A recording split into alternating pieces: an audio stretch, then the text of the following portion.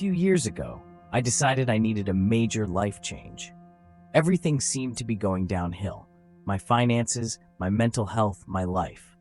I would go weeks without sleeping sometimes as the heavy traffic passed through the city streets down below.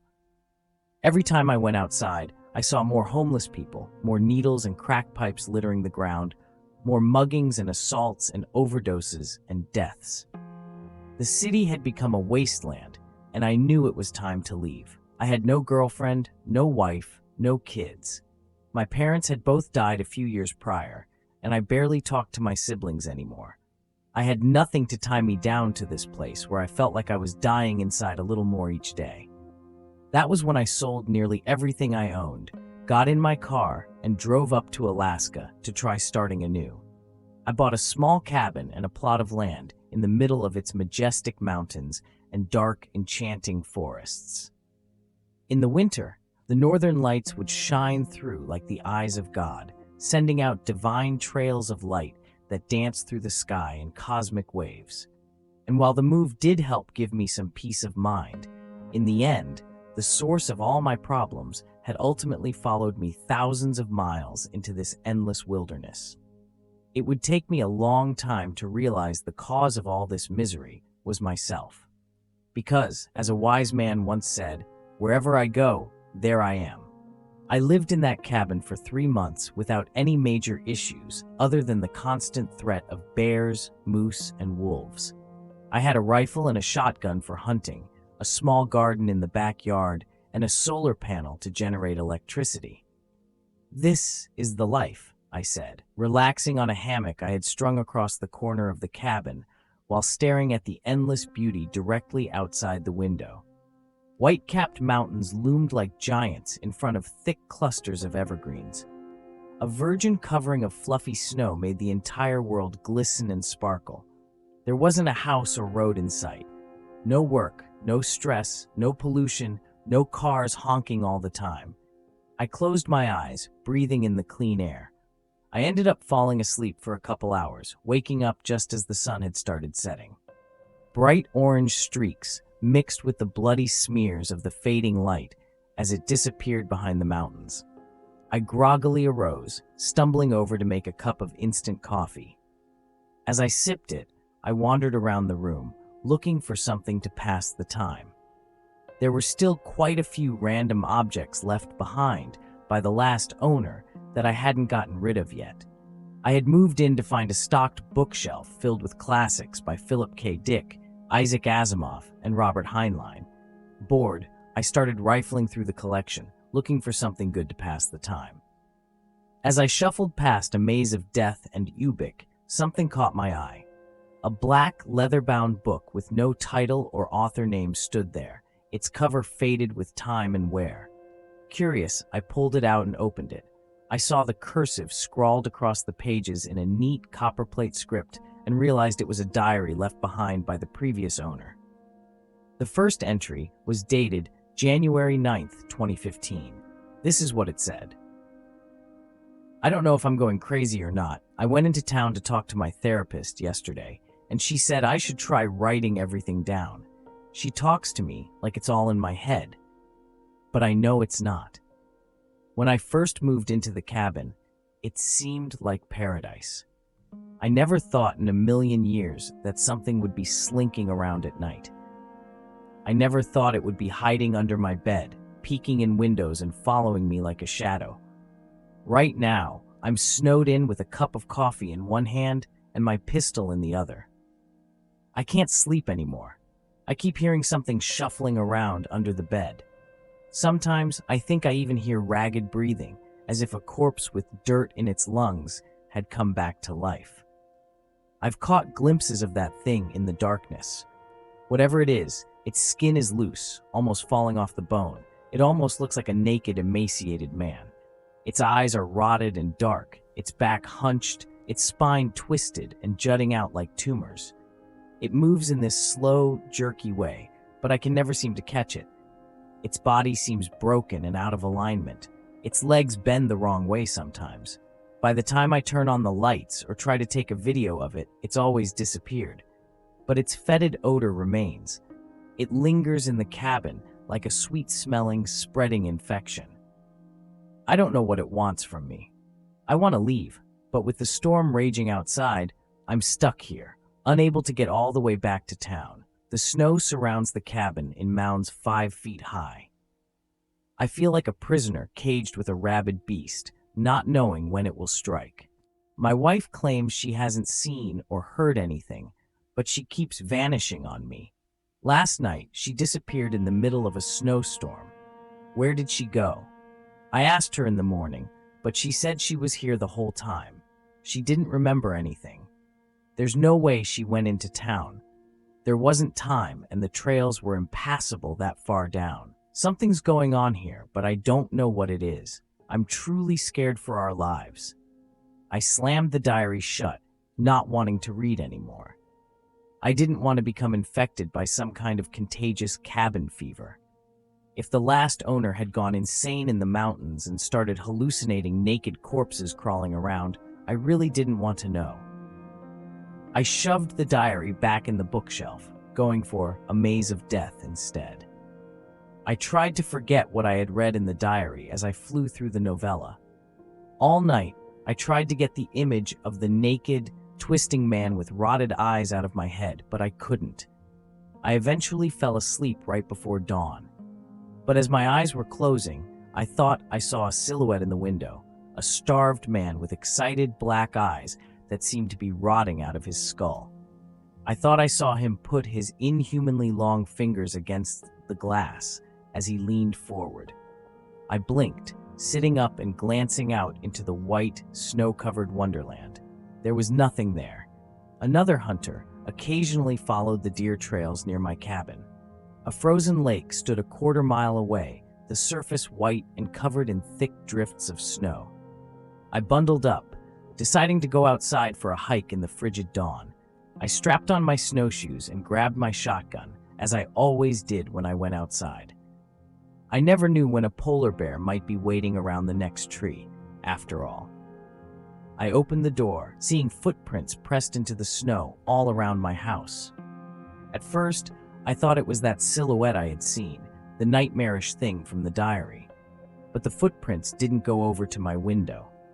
They followed the trail 20 feet away, veering off towards the frozen lake at the bottom of the hill. I glanced down in that direction, seeing a black figure plodding slowly forward. "Steve!" I cried, recognizing my only neighbor in a 4-mile radius. He had a cabin about a mile away on his own little plot of land. He jumped, clearly startled by the sudden noise. His black snow pants and heavy fur coat swished together as he spun, raising his rifle high. When he saw me, he immediately lowered it and put a gloved hand up in a friendly greeting. "Hey Josh, surprised to see you up this early," he yelled over the muted, wintry landscape. Sounds always seemed different after it snowed, as if all the noise in the world had become faded and dead. "Yeah, I've been having a little trouble sleeping," I said, slinging my shotgun around my shoulder. "What are you doing anyway?" "Just a little hunting, you know," he said, giving me a sly wink. Animals are always most active around dusk and dawn, it seems. That's when I always have the best luck anyway. He stepped close to me, staring me in the eyes. "You do look like shit. Those bags under your eyes are big enough to carry groceries in." "Yeah, trust me, I know." "Hey, this might sound a little weird, but did you know the previous owner of this cabin?" I asked. Steve's wrinkled, old face fell into a scowl. His expression immediately became guarded and distant. Sure, we met," he exclaimed bluntly. He seemed to be searching my face for something, but I didn't know what. His reaction left me feeling off balance and nervous. "Is he still around?" I said. Steve's scowl deepened. "Buddy, I don't know what this is about, but he's dead. He's been dead. He died in that cabin, actually." He pointed a finger at my home accusingly. With those words, my heart seemed to drop into my stomach. Waves of dread flowed through my body like water. How did he die? Like a heart attack or something?" I asked. Steve's gaze turned downwards. He didn't meet my eyes. "Do you know that Alaska has the highest missing persons rate in the entire United States? It's not even close. In fact, for the population size, we have far more people who go missing and never get found than anywhere else. They even have a name for it, the Alaska Triangle, Steve said. And we're square in the middle of it. I stared blankly at him, wondering where he was going with this. It seemed like a way to avoid answering my question. No, I didn't know that, I responded. Steve nodded, raising his head again. He heaved a deep sigh. Look, the thing with the last owner and his wife, it's somewhat disturbing. If you really want to know, I'll tell you. But it's certainly not going to help your peace of mind, and it definitely isn't going to help you get some sleep. I want to know, I insisted instantly. The wind started to whip past us. Flakes of ice and snow flew sideways in the sudden currents. Let's go back to your cabin then, Steve said, pulling his heavy fur-lined hood off and shaking out his long black hair behind him. I could use a bit of whiskey to warm up. We sat down with a bottle of Johnny Walker and 2 shot glasses. I wasn't much of a drinker, but Steve certainly was. He chugged 3 shots in the span of a minute. I sipped at mine, drinking half and putting it back down on the coffee table with a thunk. Steve grunted, hissing through his open mouth for a moment. Ugh, that's the good stuff, he said, slamming his chest as the burning liquor worked its way down. Steve looked up at me with a new sparkle in his eyes. Huh, so you want to know about what happened to Will Lenning? Well, I'll tell you that no one really knows the whole story. I used to see him occasionally, come down and have a drink and talk. We all know each other around here, obviously. I nodded, motioning him on. He seemed like a normal, upstanding guy. He kinda reminded me of you, actually. A young guy trying to escape the hustle and bustle of the city life, the cancer of the American dream. Well, he was here for maybe a couple months, I don't know. Everything seemed fine. We used to go skeet shooting occasionally, have a beer, you know. We'd get together with a couple other hunters who live closer to town and sometimes play some poker. I never saw anything odd about Will. I never could have predicted what happened to him. He heaved a long sigh at this, looking out the window at the sharp mountains with an expression of nostalgia. Well, what happened to him? I asked, encouraging him to go on. He started talking about seeing someone peering in through his window at night. He talked about hearing sounds from under his bed while he was laying there in the dark, sounds like diseased breathing and shuffling. He started keeping all the lights on in his cabin 24 hours a day. Steve leaned close to me. A glimmer of fear rippled across his pale, wrinkled face. He started to lose his mind, started digging holes all over the place, looking for something. Even in the middle of snowstorms, I would occasionally see him outside, digging. It seemed like he never slept anymore. It was classic cabin fever if I ever saw it. It was only a few weeks later that I came over here, concerned. I hadn't heard from him in a few days, which was fairly unusual. I found the door hanging wide open, propped up in a chair in the exact spot where you now sit. Will lay with a blast hole showing clear through his skull, a shotgun laying at his feet. And next to him, I found a blood-stained diary opened to the middle page. The last entry was stained with blood spatter, but still visible. I remember leaning down and reading it. It was only a few sentences long. I glanced over at the bookshelf with the same diary, saying nothing. It said something like, "I see now what's going on. The twisted man is leading me to the truth. Today, I will finally find it." And that was his suicide note?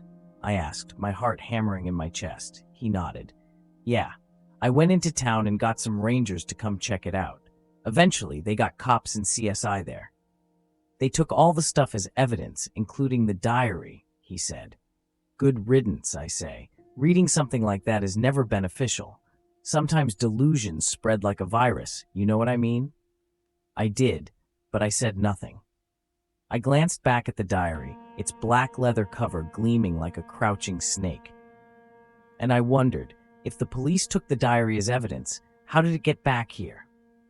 You said he had a wife living here with him too, I asked. Yeah, she went missing around the same time, he said. Pretty bizarre.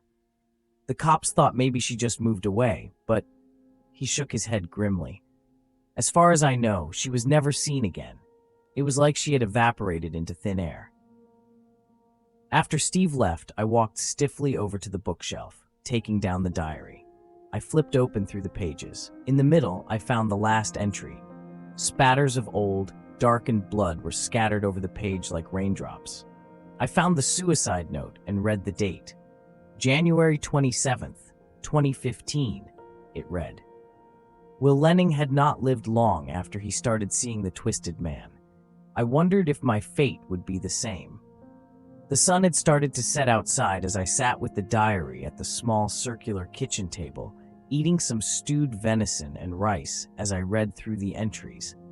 At the end, Will Lenning said the twisted man had been trying to guide him somewhere. That in fact, the twisted man had been trying to protect him from some great evil, rather than being the source of it. I scoffed, feeling a flash of anger at his stupidity. His naivety obviously led to his death. But then a flash of insight struck me like lightning. What if I was committing the same kind of stupidity? Perhaps I should just grab my gun and valuables and leave. I could take off on the snowmobile and be in town within a couple hours. But, in my heart, I knew I would not. Something about the mystery of all this beckoned me to stay. Like a siren leading sailors to destruction, my curiosity called out to me, and I knew I would not be leaving that night. I needed answers, and, sadly, I would find them. I had fallen asleep with an empty bottle of beer in my hand. I sat in front of the TV, which only got satellite reception. There were, of course, no cable or phone lines threading their way through the forest. All of my power came from stored solar energy.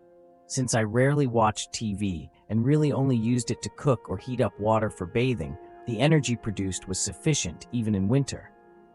Tonight, though, I needed its sound, its mindless flashing of light and colors and canned laughter.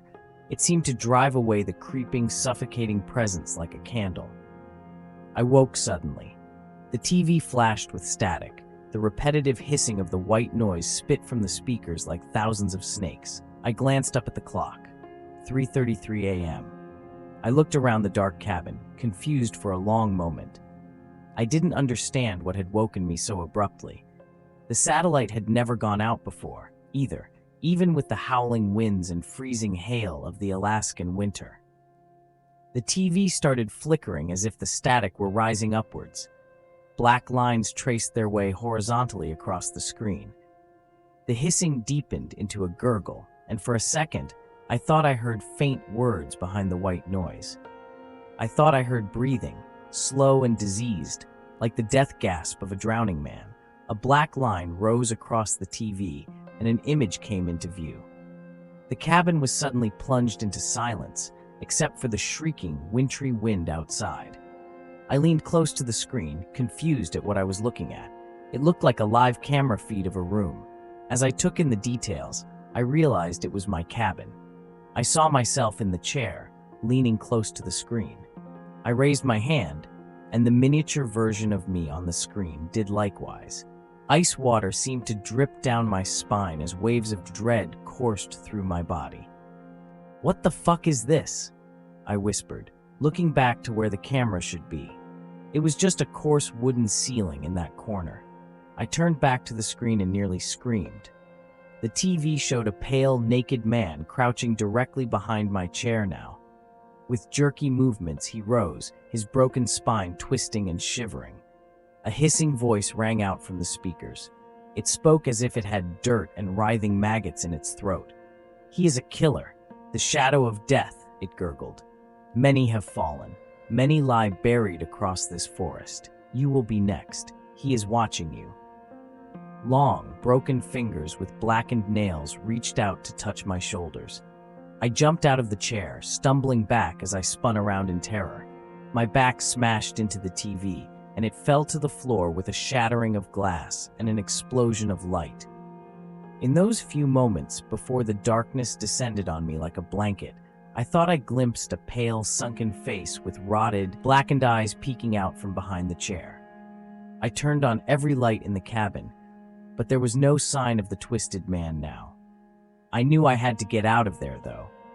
I thought about the warning that the voice had spoken. If the creature wanted to attack me, then why hadn't it just killed me while I was sleeping? None of it made sense. Who was watching me? The twisted man. And if he was, why warn me? Perhaps it was psychological warfare, I thought to myself.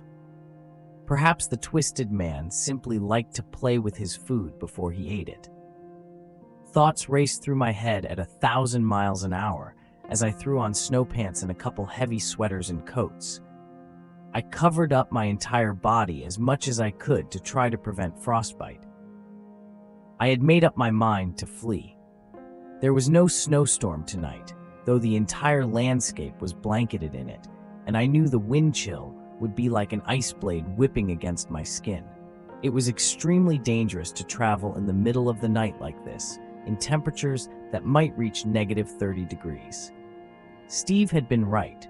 After all, Alaska had the highest missing persons rate of any state, and many of them were never found, their bodies likely frozen solid in the deep snow dozens of miles from the nearest town. I grabbed my shotgun, jumped on my snowmobile, and started heading to Steve's cabin.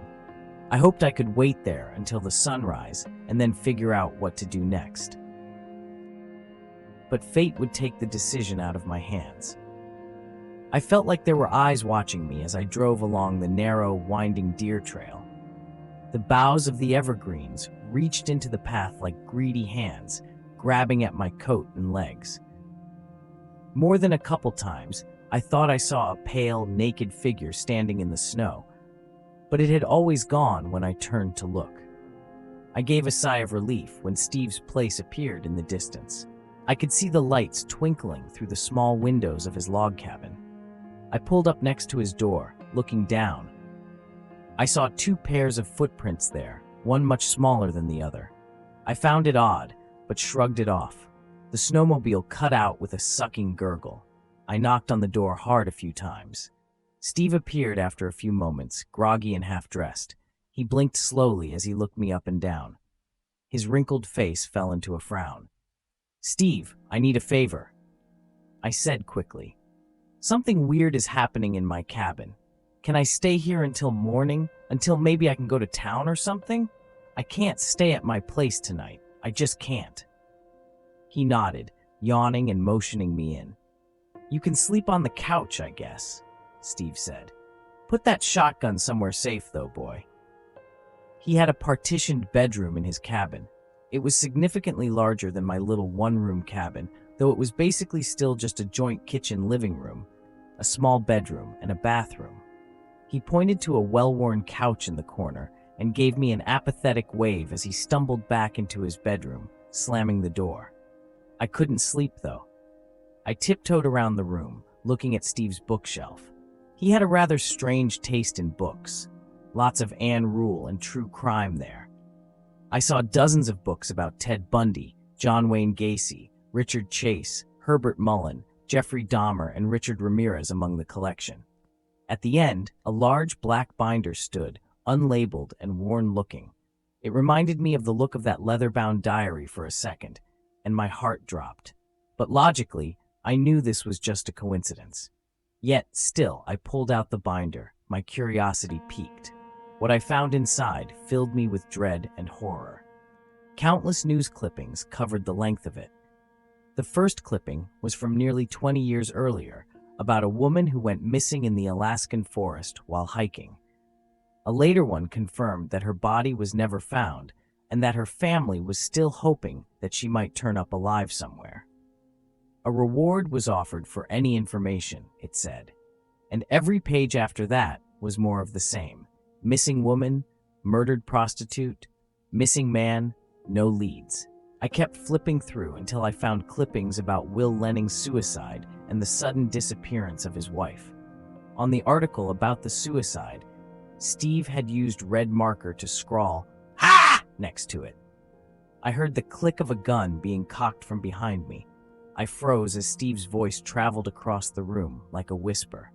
"How do you like my work, friend?" he asked, his tone jovial and mocking. I still held the binder of horrors tightly in my hands as I stared open-mouthed at this man I thought I knew. "It's you? What, you killed Will Lenning and his wife? And a lot of other women, apparently." Everything felt unreal, as if I were stuck in a dream. Steve's grin spread across his face, but his blue eyes stayed cold and dead. "Yes, well, she was cheating on him with me anyway. Just another whore, you know. They always get what's coming to them in the end." He hissed with hatred oozing from his voice. "It's too bad, really. I just killed another slut tonight. I was planning on saving you for later. The urge isn't too bad yet right now, after all. It comes in cycles, you see. It comes in waves." I saw a glimmer of pale, naked flesh writhing behind Steve. With jerky movements, the twisted man came up behind him. I said nothing, just watching with wide-eyed horror and amazement. "You need help, man," I whispered. Steve laughed. "Help? The only help they give people like me is a needle in the arm. You know that. That's why it's important to always cover your tracks."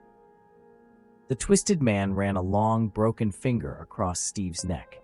Steve gave a strangled cry and jumped. He spun around, screaming. I glanced over at my shotgun next to the couch. I jumped for it as Steve turned back to me, firing his pistol twice. The first bullet soared high above me, raining wood splinters down on my head, but the second ripped into my leg. A cold, burning pain ran like fire up my shin. I screamed in agony and battle fury as I gripped the shotgun, spinning and firing. Steve's head exploded as the slug ripped through his brain. His forehead collapsed like a smashed melon as bone splinters and blood sprayed the wall behind him. The twisted man stood there, hunched over, grinning up at me. I felt warm blood gushing from my leg as I stared back at him, breathing hard. I wondered if I was dying. You weren't after me at all, were you?" I asked. "You were after Steve." But the twisted man said nothing. After a long moment, he slinked back into the shadows of the bedroom and disappeared. As night crawled its way toward morning, I thought back to the words the twisted man had spoken through the TV, suddenly understanding everything. He is a killer, the shadow of death. Many have fallen. Many lie buried across this forest. You will be next. He is watching you. He hadn't been trying to hurt me at all. He had been trying to warn me. He had probably tried to warn Will Lenning and his wife too. I wrapped my leg in gauze, gritting my teeth. The wound looked puckered and deep, but I could still move my foot, and the bullet had gone clean through the flesh. I poured alcohol on it, screaming in pain as it burned its way through my skin. After rummaging through Steve's bathroom, I found some prescription painkillers and swallowed a handful of them with a beer. I knew I would need the opiate high to get through the pain of riding into town with a mutilated leg. As the sun finally rose, I made my way outside the blood-stained floors of the cabin to my snowmobile. Before I left, I glanced back at that horrid place, the scene of so much torment and death. In the open doorway, the twisted man stood, his back hunched, his rotted lips grinning at me. His hand lifted up into the air with jerky movements and waved.